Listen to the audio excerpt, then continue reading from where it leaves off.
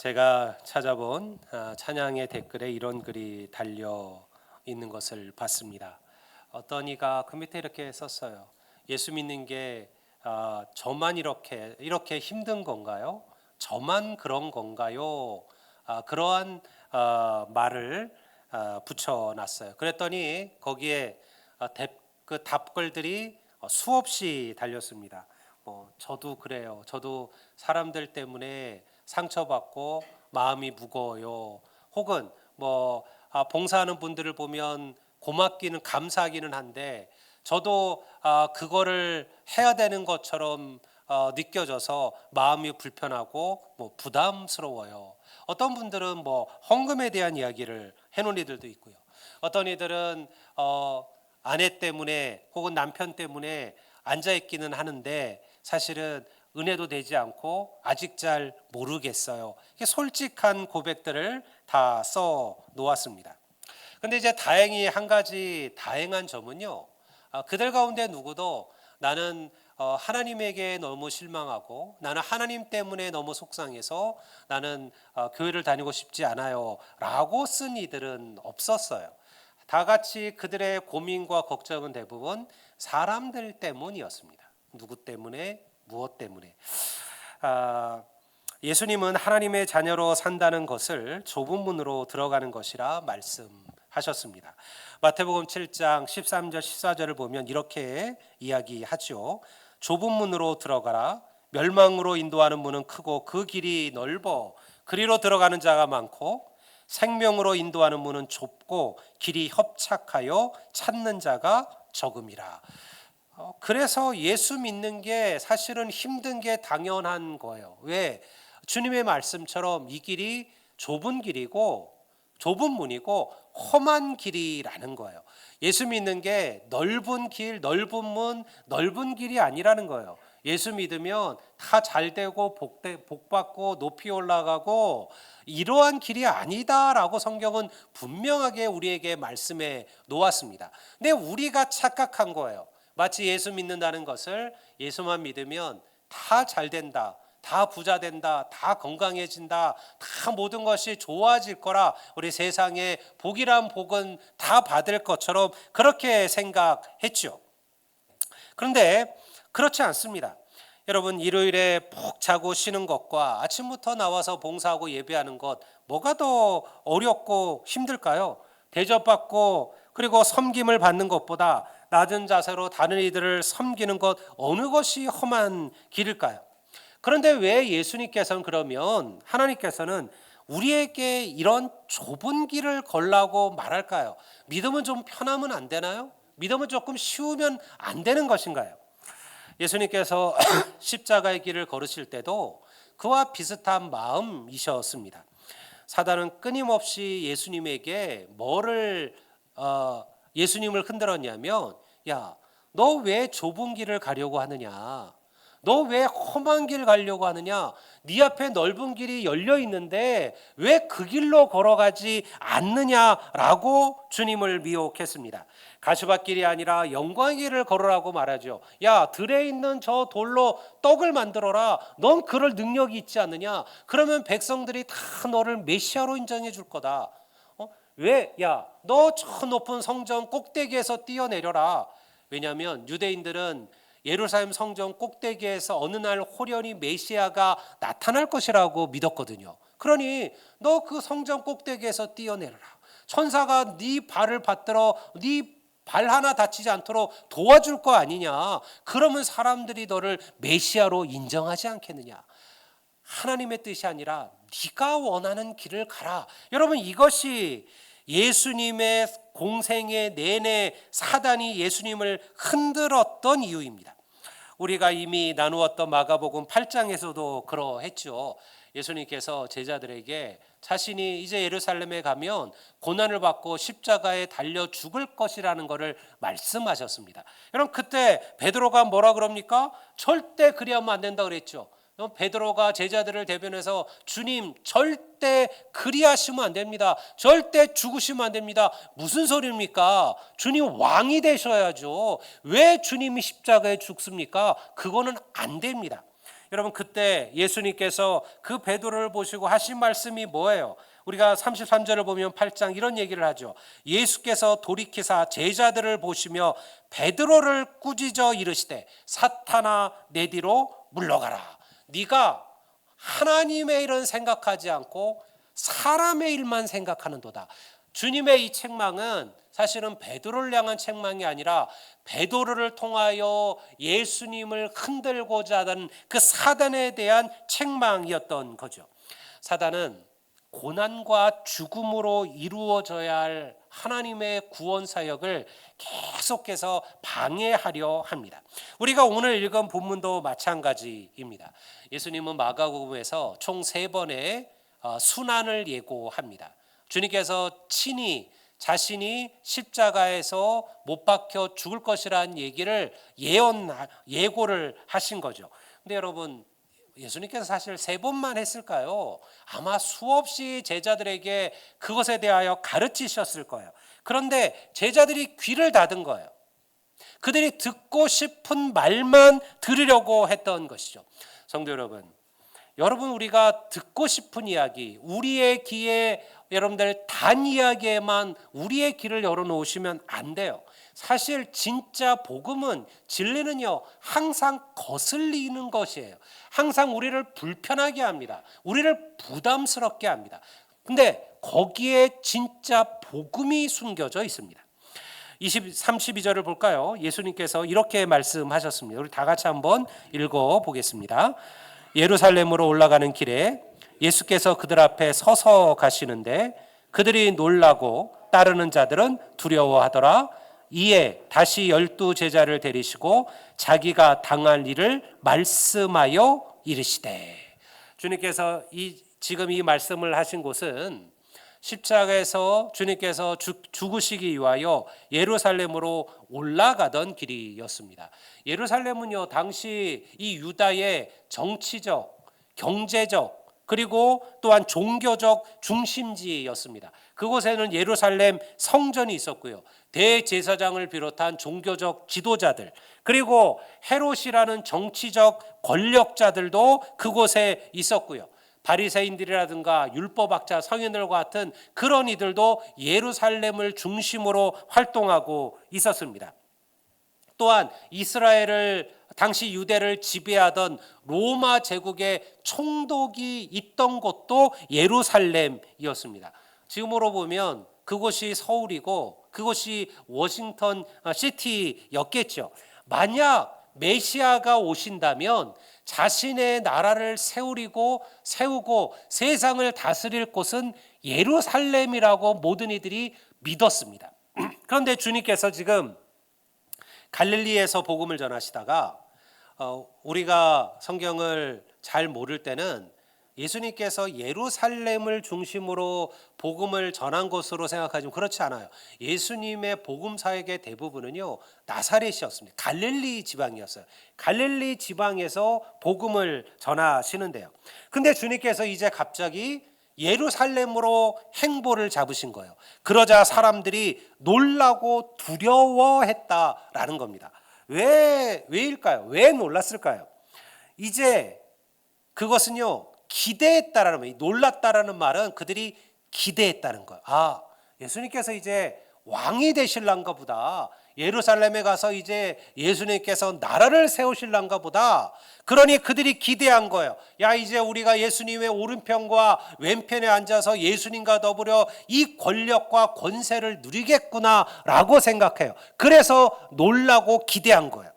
두려워했다는 것은 뭐예요? 그것이 쉽지 않은 길이고 동시에 아주 어려운 길이라는 것을 알고 있었다라는 거죠. 힘을 가진 권력자들이 순순히 예수님께 그들의 권력을 내놓을까요? 갖다 바칠까요? 대제사장들이 종교적 기득층들이 예수님을 받아들일까요? 그럴 리는 없겠죠. 그러니까 그들이 예수님을 따라가면서 이 기대와 두려움이 동시에 그들에게 밀려오고 있었습니다. 그런데요, 어디에도 그들이 예수님의 십자가와 고난과 대속의 죽음에 대해서는 생각하지 않았다라는 거예요.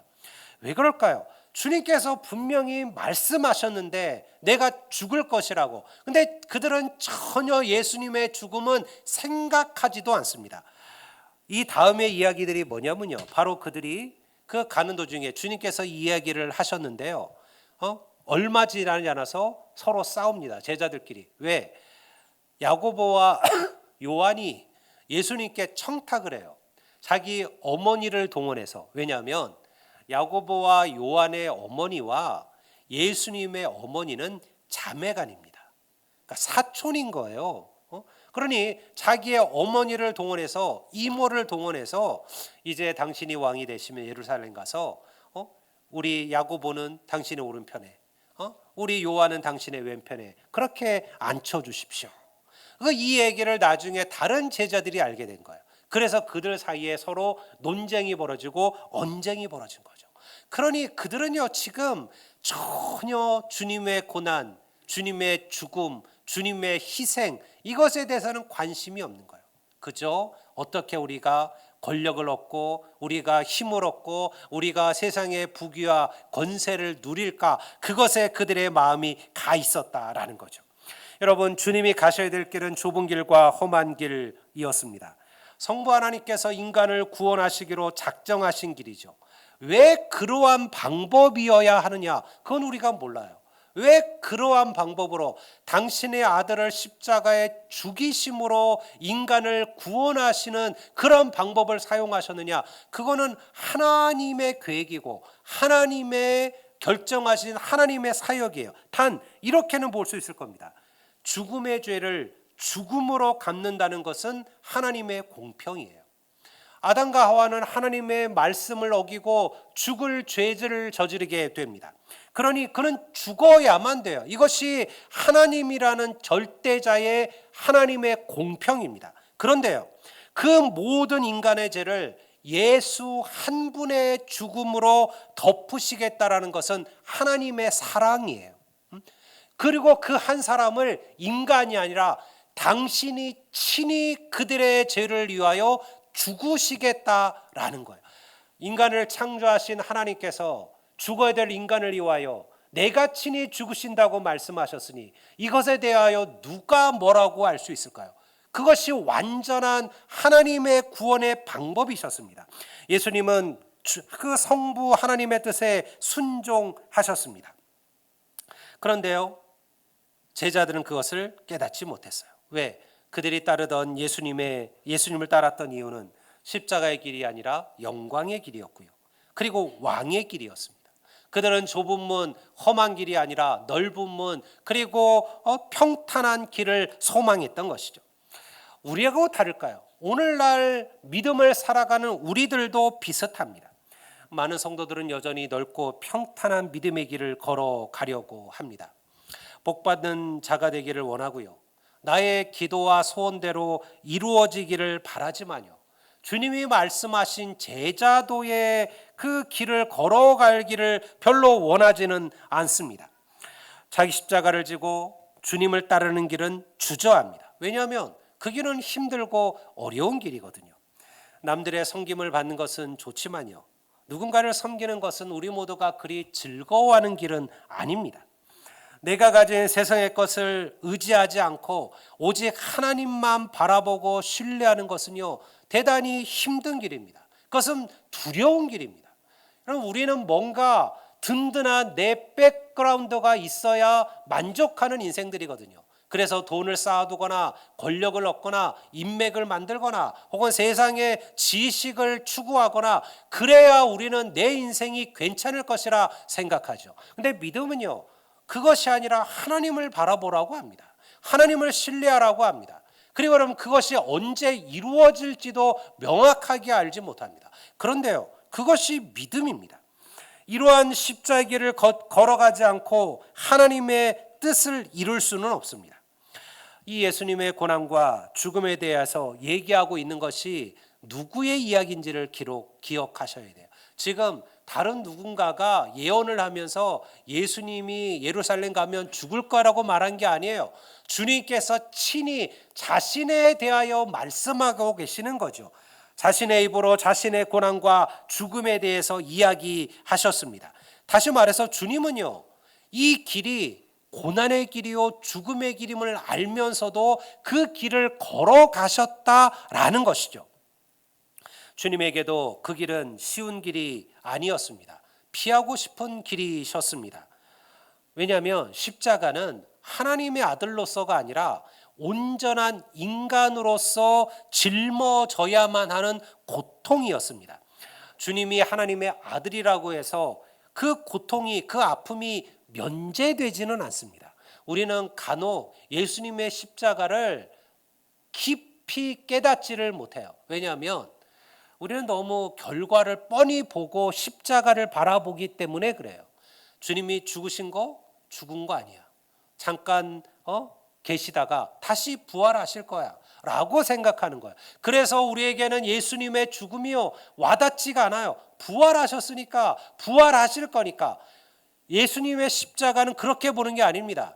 여러분, 주님은 당신의 부활을 생각하고 계셨습니다. 그렇다고 해서 그 고통이, 그 고난이 쉬운 일은 아니었어요. 오죽하면 하나님의 아들이신 예수님께서 겟세마네에서 여러분 기도하시면서 이 잔을, 이 고난의 잔을 내게서 옮겨달라고 기도하셨을까요? 왜냐하면 주님에게도 그것은 고통스러운 일이었기 때문에 그렇습니다. 주님이 받으신 이 고난은요, 주님의 잘못과 주의 죄악으로 받는 고통이 아니었잖아요. 이사야 53장 4절과 5절 말씀을 우리 다 같이 한번 읽어보겠습니다. 그는 실로 우리의 질고를 지고 우리의 슬픔을 당하였거늘 우리는 생각하기를 그는 징벌을 받아 하나님께 맞으며 고난을 당한다 하였노라.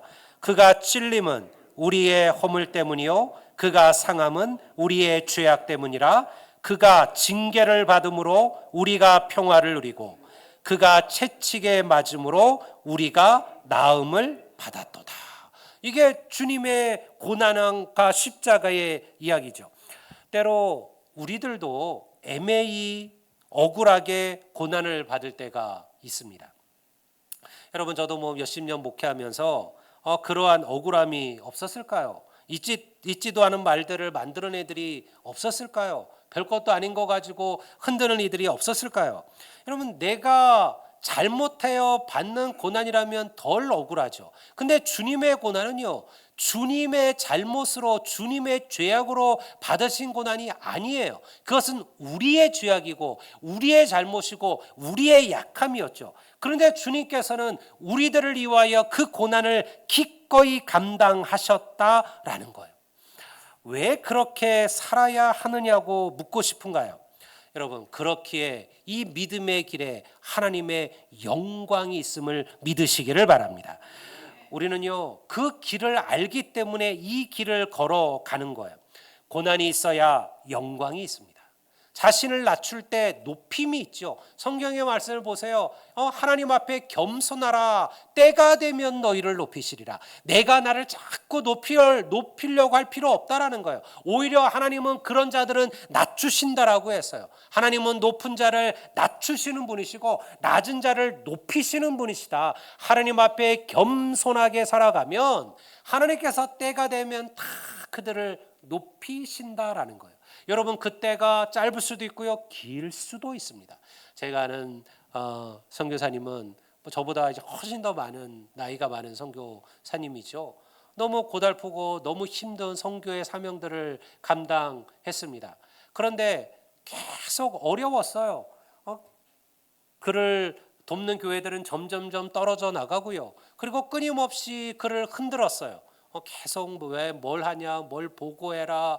그리고 보고하면 왜 이번에 세례받은 사람이 이거밖에 안 되냐, 왜 교회가 부흥되지 않느냐, 성장하지 않느냐, 계속 선교사님을 힘들게 하고 어렵게 했어요. 그런데 그럼에도 그분은요, 겸손하게 살았어요. 여러분들 뭐 대도시에서 그렇게 하신 게 아닙니다. 정말로 가난하고 아주 어려운 이들, 그 쓰레기 마을과 같은 곳에서 그들과 함께 살아갔어요. 근데요, 그들이 은퇴할 때까지도 그들의 삶은 달라지지 않았습니다. 그들은 여전히 그 쓰레기 마을에서 살았고요, 여전히 물질의 공궁함을 경험하고 있었고요, 여전히 그 선교의 열매는 풍성하게 나타나지를 않았어요. 하나님께서 그렇게 겸손하게 살았는데요. 그런데 여러분들 시간이 더 흘렀습니다.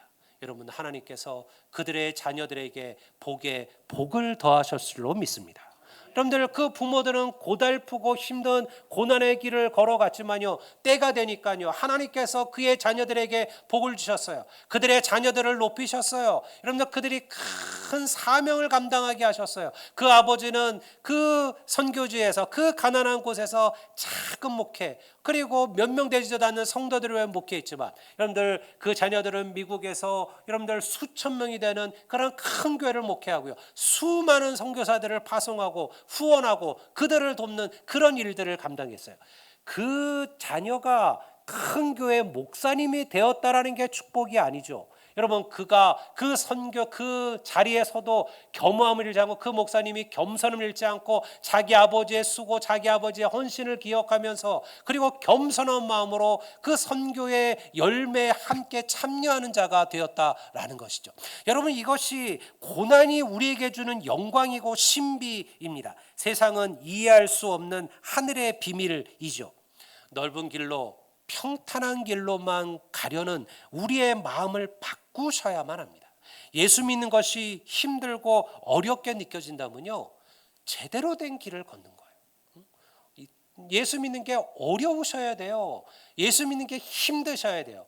예수 믿는 게 하나도 나는 힘이 안 들고 뭐 하나도 어려운 게 없다, 나는 교회 가도 뭐 항상 재밌고 즐겁고 좋기만 하다. 여러분 그럴 리가 없습니다. 우리가 정말 섬긴다면요, 우리가 나를 낮춘다면요, 여러분들 남이 하기 싫어하는 그런 섬김의 자리에 내가 서 있다면요, 여러분들 그저 나를 위해서만 쓰는 물질이 아니라 이런 그것을 세상을 위하여, 교회를 위하여, 하나님을 위하여, 이웃을 위하여 베풀 줄 알며 산다면요, 여러분 어렵습니다. 힘듭니다. 그런데요 그게 제대로 가는 믿음의 길이라는 것이죠. 여러분 예수 믿는다고 말하지만요 다른 이들을 배려하지 않습니다. 섬김과 대접받는 것을 당연하다라고 생각하죠. 내 주장보다 다른 이들의 말에 귀를 기울여 주지 않습니다. 그러면요 예수 믿는 게 어렵지 않을 겁니다. 그러나 여러분 우리가 정반대의 삶을 사신다면요, 항상 내 주장을 낮추고 다른 이들의 말들을 높여주려고 한다면요, 대접받기보다 대접하는 일을 먼저 한다면요, 남들도 별로 하고 싶지 않은 일을 봉사하며 그리고 누군가를 섬기며 살아가는 것은 어려운 일일 겁니다. 그런데요 성경은 그것이 바로 그리스도인의 삶이며 그것이 제자도라고 말씀하고 있는 거예요. 예수 그리스도께서 우리에게 가르쳐 주신 삶인 줄로 믿습니다. 이렇게 설교하면 별로 인기가 없다는 것을 저도 압니다. 왜? 저도요 이런 설교 말고요, 여러분들 하나님께서 부어주시는 축복, 은혜, 풍성함, 병고침, 이런 설교 제가 못할까요? 더 잘할 수 있습니다. 더 넘치게 할 수도 있습니다. 제 삶 속에 그런 은혜와 경험도 있습니다. 여러분 예수 믿고 복받고 잘되고 승승장구하고 간증으로 차고 넘친다고 말한다면 여러분 그 설교를 준비하는 저도 부담이 없을 겁니다. 근데 이런 설교는 항상 준비하며 저에게도 부담이에요. 왜? 저도 그렇게 못 사니까요. 저도 그렇게 낮은 마음과 섬기는 심정으로 못 살아가고 있으니까요. 그렇지만요 그렇게 살려고 애쓰고 노력하고 있습니다. 성도 여러분, 복음은 고난이며 십자가며 가시밭입니다. 절대 이것을 잊어버리시면 안 됩니다. 하지만 고난 중에도 감사며 환난 중에도 찬송이며 절망 중에도 위로임을 믿습니다. 그래서 우리는 그 길을 걸어가는 거예요. 고난이지만요 그 고난이 항상 슬프고 어려운 게 아니라는 거예요. 그 고난에 기쁨이 있어요. 그 고난 안에 즐거움이 있어요. 그 고난 안에 은혜가 있는 거죠. 성도 여러분, 더 버리셔야 합니다. 더 내려놓으셔야만 합니다. 날마다 자기를 부인하고 내가 짊어져야 될 십자가를 지고 주님을 따라가셔야만 합니다. 주를 위한 고난이 대단한 것이라고 생각하실 필요는 없어요. 좁은 문 험한 길이라고 해서 나의 모든 것을 그 부자 청년에게 말씀하신 것처럼 내게 있는 모든 것을 다 팔아서 가난한 자를 나눠주라, 그렇게 말씀하시는 게 아닙니다. 지금의 삶을 포기하고 아프리카로 어디 오지로 선교사로 떠나라, 그렇게 말씀하시는 것도 아니에요. 그저 여러분들 내가 아는 이들에게, 나를 아는 이들에게 여러분들 긍휼과 자비의 마음을 잃지 말라라는 것입니다. 따뜻한 말 한마디를 그들에게 건네시라는 거예요. 모르는 이들에게 먼저 미소를 띄워주라는 것이죠. 작은 것을 베풀 줄 알고 나누며 살라라는 것입니다. 참고 인내하고 절제하시라는 거예요. 현재 내가 누리는 모든 것이 하나님의 은혜임을 알고 작은 것에도 감사하며 살아가는 삶이에요. 불평과 원망이 내 안에서 일어날 때 그것을 찬송과 감사로 바꾸는 것이에요. 여러분, 이것이 주님의 고난에 함께하는 거예요. 이게 쉬울까요? 이게 어려워요. 이게요, 여러분들 목사로 사는 삶보다 선교사로 사는 것보다도 훨씬 더 어려운 삶이에요. 하지만 이것이 옳은 삶입니다. 하나님을 기쁘시게 하는 일이며 주님의 마음에 합한 일입니다. 성도 여러분, 주님은 반드시 하나님을 위한 수고와 눈물을 기억하는 분이심을 믿으시기를 바랍니다. 바울은 오늘 내가 받을 고난은 장차 내게 주어질 하나님의 나라의 영광에 비하면 아무것도 아니라고 말씀했습니다. 여러분, 오늘 주님 때문에 참고 인내하는 분들이 계신가요? 주님 때문에 절제하며 충성하고 계신가요? 주님 때문에 성도들을 사랑하고 섬기고 계신가요? 장차 우리들을 위하여 의의 면류관, 생명의 면류관이 준비되어져 있음을 믿습니다. 이 은혜를 기억하며 여러분들 이 주님의 고난에 그 좁은 길, 험한 길로 우리 함께 걸어갈 수 있는 우리 모든 성도들이 되시기를 주의 이름으로 축복합니다.